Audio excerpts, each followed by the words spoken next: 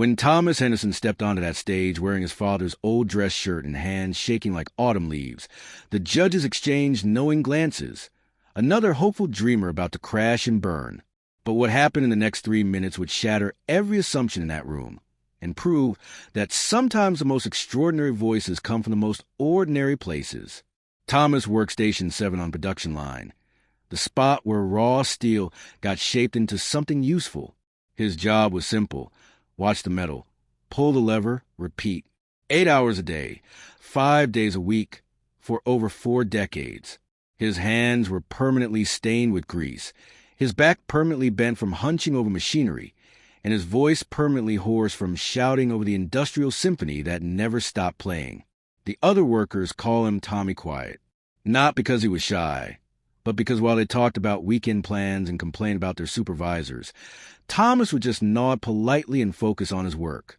What they didn't know was that inside his head, Thomas was always singing.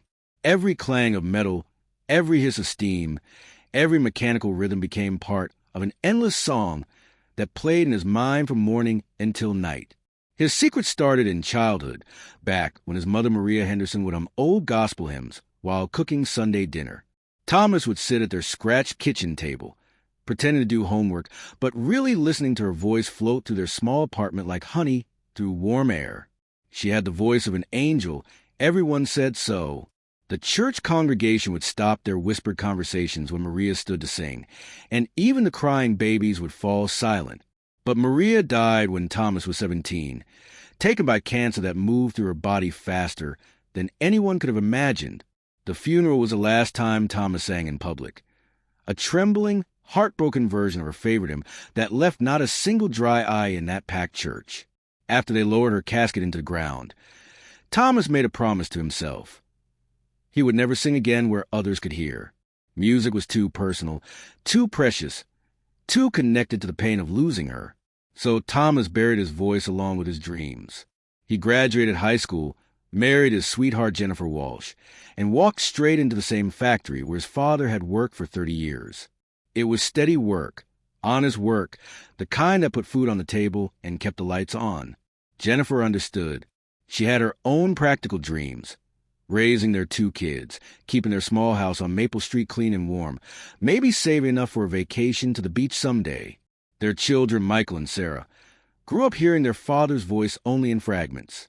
Sometimes Thomas would hum while fixing their bicycles in the garage, or whistle while making breakfast on Saturday mornings. But whenever they asked him to sing, really sing, he would just smile and change the subject. Jennifer stopped asking years ago. She could see the shadow that crossed his face whenever music came up, the way he would suddenly find something urgent to do with his hands. The factory became Thomas's entire world. He knew every sound the machinery made, could predict when a belt would need replacing or when the hydraulic system was running low on fluid. His supervisor, Danny Rodriguez, trusted him completely. Thomas never called in sick, never complained about overtime, never caused problems. He was the kind of employee companies dream about, reliable as clockwork, steady as steel. But factories change, and after 4 decades, Thomas could feel the ground shifting beneath his feet. Riverside Steel Works was struggling. Foreign competition had slashed their contracts in half. The younger workers whispered about layoffs, about plant closures, about the end of an era. Thomas tried not to listen, but the fear crept in anyway. At 59, who would hire an aging factory worker with no other skills? Then Jennifer got sick. It started with headaches she brushed off as stress. Then came the dizzy spells, the memory lapses, the morning when Thomas found her standing in their kitchen, staring at the coffee maker like she'd never seen one before. The doctors used words like neurological decline and progressive condition. They talked about treatments that might slow things down, but there was no cure, no magic solution, no happy ending guaranteed. The medical bills arrived like hammer blows. Insurance covered some of it, but not enough. Not nearly enough. Thomas picked up every overtime shift available, worked weekends, even took a part-time job cleaning offices downtown after his factory shifts ended. But it wasn't enough. It was never enough. Jennifer had good days and bad days. On good days, she would remember Thomas's voice from when they were dating, how he used to sing along to the radio while driving her to the movies. She would ask him to sing for her, just once, just something soft to help her sleep. And Thomas would hold her hand and promise he would someday when things were better. But things weren't getting better. One evening, while Thomas sat beside Jennifer's hospital bed watching her sleep, a commercial came on the waiting room television. It was for America's Voice, the singing competition show that had been on air for 15 years. They were looking for contestants for their upcoming season. Open auditions, they announced, will be held in major cities across the country. Pittsburgh was on the list. The commercial showed clips of previous winners. Ordinary people who become overnight sensations, their lives transformed by 3 minutes on a stage.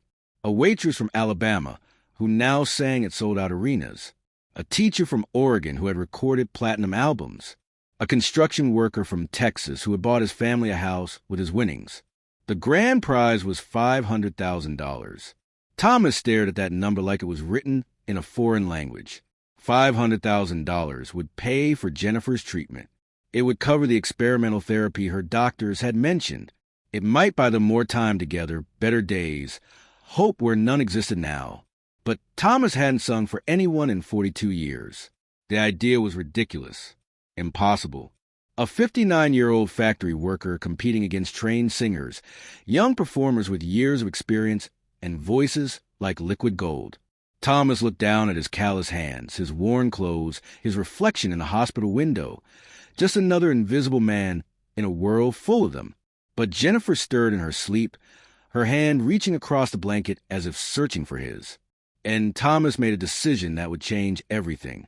The Pittsburgh auditions were held at the Heinz Hall, downtown in the Cultural District, where Thomas had never set foot in his entire life. He stood across the street for 20 minutes, watching the line of hopeful contestants stretch around the block. They were young, mostly, with perfect hair and expensive clothes, and the kind of confidence that comes from years of voice lessons and performance training. Thomas almost turned around 3 times. But he thought about Jennifer, about the way her face lit up when she remembered something happy from their past, about the promise he had made to take care of her no matter what. He crossed the street, took his place at the back of the line, and waited. The other contestants barely noticed him. He was just another middle-aged man in an old sport coat, probably someone's father who had driven them to the audition. They talked over him and around him, sharing vocal warm-up exercises and discussing their song choices. Thomas listened to snatches of conversation about breath control and stage presence and hitting high notes that could shatter glass. He had chosen his song the night before, sitting beside Jennifer's bed while she slept. It was her favorite, the one she had hummed while cooking Sunday dinners when they were newlyweds, the one that reminded them both of simpler times when the future stretched out ahead of them like an unbroken promise. The line moved slowly. Thomas watched contestant after contestant disappear through theater doors, some emerging minutes later in tears of joy, others walking out with their heads down and dreams shattered. The judges, he learned from the other contestants, were brutal. They didn't sugarcoat rejection. They didn't care about sob stories or family emergencies or medical bills. They cared about one thing, the voice.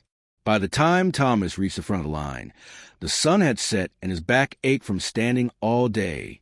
A young production assistant with a clipboard looked him up and down with barely concealed skepticism. "Are you sure you're in the right place?" she asked. Thomas nodded, his throat suddenly dry as sandpaper. He handed her his application form, filled out in his careful handwriting the night before. Factory worker from Pittsburgh, 42 years at Riverside Steelworks. Never performed professionally. Song choice, "Make You Feel My Love" by Bob Dylan. The production assistant shrugged and handed him a number, 847. She pointed toward the theater doors. "When they call your number," she said, "you get 3 minutes. Make them count." The backstage area was chaos.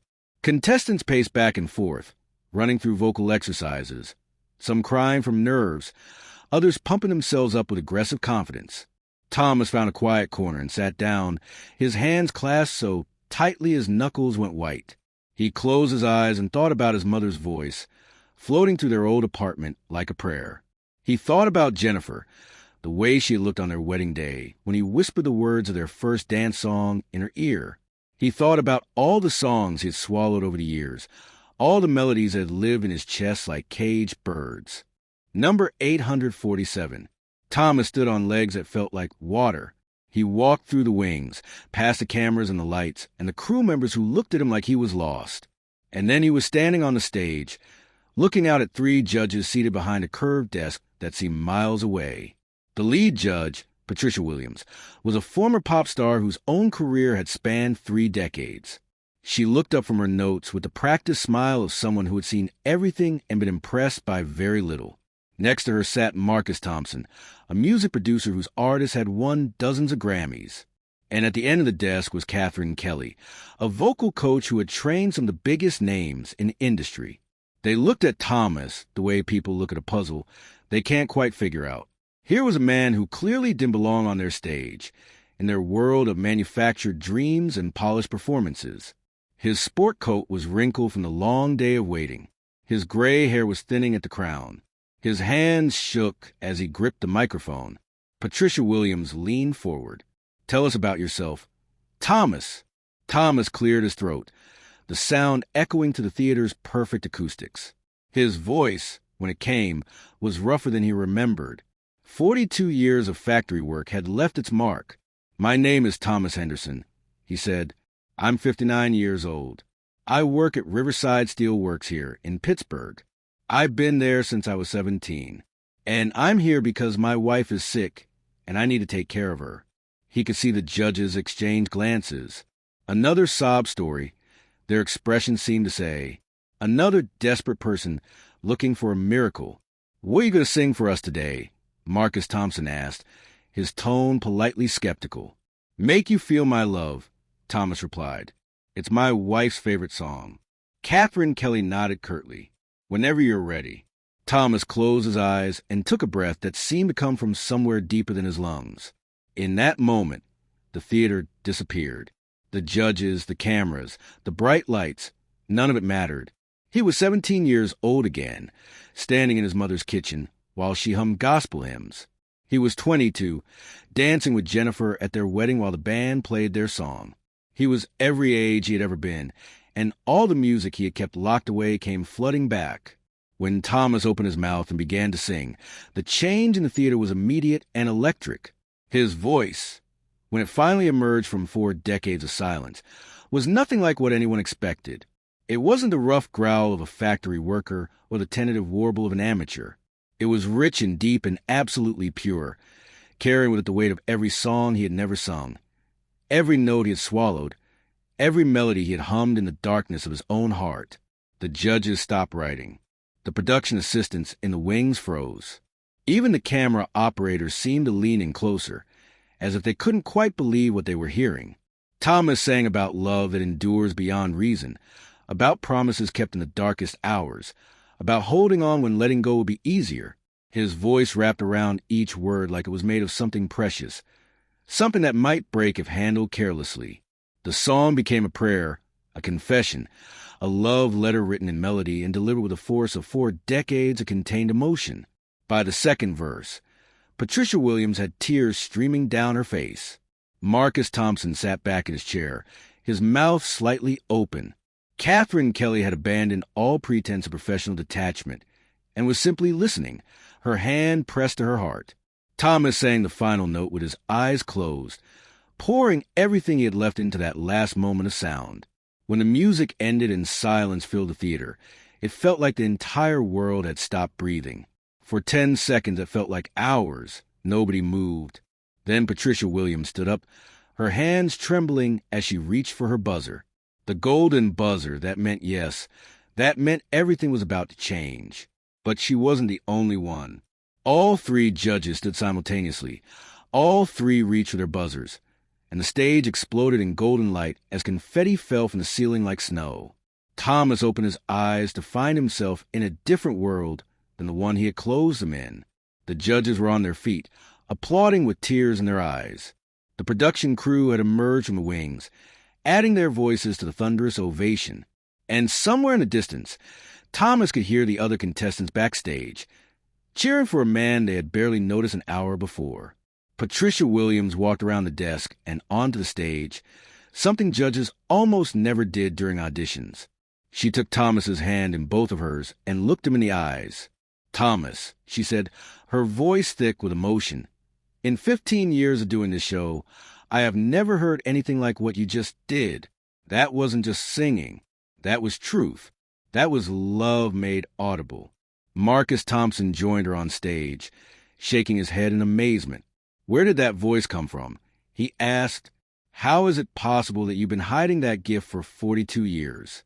Thomas wiped his eyes with the back of his hand, still hardly believing what had just happened. "It was always there," he said quietly. "I just forgot how to let it out." The three judges looked at each other, and Catherine Kelly spoke what they were all thinking.